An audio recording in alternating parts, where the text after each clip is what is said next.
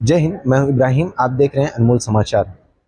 फिर से एक बार मीरा भाईंदर के अंदर में जिस तरह से आप देखेंगे कि इलेक्शन करीब आया और आरोप का दौर भी चलना शुरू हो गया है। हाँ, विधायिका गीता जैन ने आरोप लगाया है 7-Eleven कंपनी पर, जिसकी वजह से मीरा भाईंदर के रहवासियों को मेट्रो की सेवाएं नहीं मिल पा रही थी।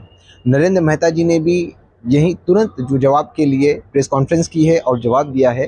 जिस तरह से उन्होंने कहा है कि ये कुछ कर नहीं पाई तो सिर्फ और सिर्फ जिम्मेदार जो है मेरी कंपनी को बता रही हैं, 7-Eleven जो कंपनी है उसे बता रही हैं, नरेंद्र मेहता को टारगेट कर रही हैं।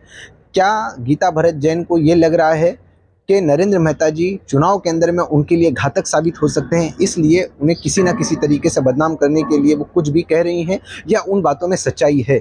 ये आने वाला वक्त ही बताएगा। ये एक जांच का विषय है अगर इस पर सही तरीके से स्टडी की जाए तो। नरेंद्र मेहता जी ये कह रहे हैं कि गीता भरत जैन जी ने जिस तरह से सिर्फ और सिर्फ वादे किए हैं, काम कुछ नहीं किए हैं, ये यूं ही आमदार बन गई हैं क्योंकि इन्हें जबकि कुछ भी नॉलेज नहीं है किस तरह से काम करना चाहिए। अब ये तो आने वाला वक्त ही बताएगा कि गीता जैन जी को किस तरह से काम करना चाहिए, नरेंद्र मेहता जी को किस तरह से काम करना चाहिए। ये एक अलग विषय है। मेन चीज़ यही है कि क्या वाकई में 7-Eleven जो कंपनी है वो जिम्मेदार है मीरा भाईंदर के लोगों को मेट्रो की सेवा ना देने में, या फिर ये सिर्फ और सिर्फ एक आरोप है। आइए इस विषय पे हम गीता जैन जी से भी बात करने की कोशिश करेंगे कि उनका क्या कहना है इस विषय पे, और जानते हैं नरेंद्र मेहता जी का कि उन्होंने क्या कहा है गीता भरत जैन जी की टिप्पणी पे। नहीं, उन्होंने 5 साल कुछ नहीं किया, इसका उदाहरण भी 7-Eleven की बोल सकती है। वो 5 साल कुछ नहीं कर पाए, तो अगर मैं ही हूँ उदाहरण तो फिर आप राजनीति मत करिए अगर आपको लगता है, क्योंकि मेरी कंपनी तो हमेशा रहने वाली है। अगले 5 साल भी आप कुछ नहीं करेंगे, बोले 7-Eleven कंपनी सब फाड़ दो ना। उदाहरण उत्तर भारतीय नहीं बना, 7-Eleven है, जैन भवन नहीं बना, 7-Eleven है, आपने हॉस्पिटल नहीं बना, कुछ भी बोलने का। झूठ की कोई मर्यादा थी? झूठ पे झूठ, झूठ पे झूठ, झूठ पे झूठ, झूठ पे झूठ बोलते, कोई एंड नहीं है। और ये उनका भी नहीं, एक्सीडेंटल एमएलए ऐसे ही होते। जो एक्सीडेंटल एमएलए होते ना वो ऐसे, क्योंकि नॉलेज नहीं होता है, कायदे का ज्ञान नहीं होता, क्या बन सकता है क्या नहीं बन सकता है, इसलिए बातें करते। और मेट्रो का काम जितना हुआ है तो किसकी जमीन पे हुआ है? वो इस शहरवासियों की जमीन पे ही बना है ना, किसी और की नहीं ना।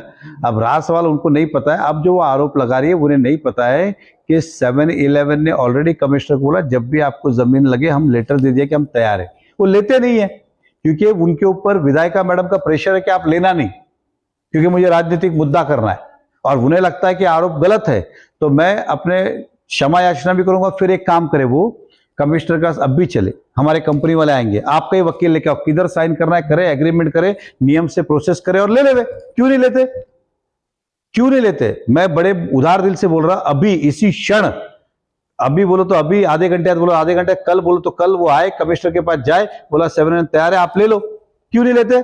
मैंने पिछली बार भी अपने विकास की बात नहीं करके 7-Eleven क्या लेन देना है मेरे को, आप बताइए ना। और आप इतने अक्षम हो क्या? आपके पास सरकार में हो ना, फिर लो ना। क्या एक व्यक्ति के बोलने से सरकार रुकती है क्या? आप सरकार में हो, ले लो ना। मतलब आपको पता है कि आप जो बोल रहे हो गलत बोल रहे हो, उसमें कुछ तथ्य नहीं है। और मेट्रो के आज से चालू हुई, 5 साल से चालू है, क्यों नहीं किया अभी तक? चुनाव आते ही आपको ख्याल में आया? सब झूठ है। जनता को कहूंगा ऐसे लोगों से सावधान रहे।